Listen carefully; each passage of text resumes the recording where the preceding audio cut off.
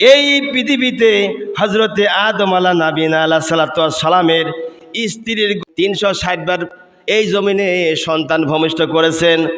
719টি সন্তান আল্লাহ পাক হযরতে আদম নবীনা আলাইহিস সালাতু ওয়াস সালামের ঔরসে আল্লাহ পাক দান করেছিলেন। এটা এক রাওয়াত পাওয়া যায়। অপর এক রাওয়াতে পাওয়া যায় আল্লাহ রাব্বুল আলামিন হযরতে হাওয়া নবীনা আলাইহিস সালাতু ওয়াস সালাম 120 বার গর্ভধারণ করেছিলেন। তাই আল্লাহ পাক ওই সময়ে 239টি সন্তান দিয়েছিলেন। এভাবে করে আমার আল্লাহ রাব্বুল আলামিন এই জমিনে আল্লাহ পাক তার বান্দাদেরকে বসবাস করার জন্য বংশ বিস্তার করায় দিলেন। আমার বন্ধুগণ, অন্য রেওয়াতে লেখা হয়েছে যে 180 বার তিনি গর্ভধারণ করেছিলেন। বিশেষ করে সর্বশেষ রেওয়াত যেটা, ওই রেওয়াতের মধ্যে লেখা হয়েছে আদম আলাইহিস সালামের স্ত্রী 120 বার গর্ভধারণ করেছিলেন। সে মতে 239টি সন্তান আল্লাহ পাক দুনিয়ায় দিয়েছিলেন।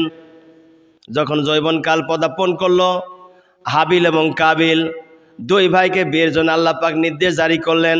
এই পৃথিবীতে যত মানুষ দুনিয়ায় এসেছেন তাদের মধ্যে দুনিয়াতে বিয়ে হয়েছে হাবিল আর কাবিল, দুই ভাই এক সময়ে, এট এ টাইমে।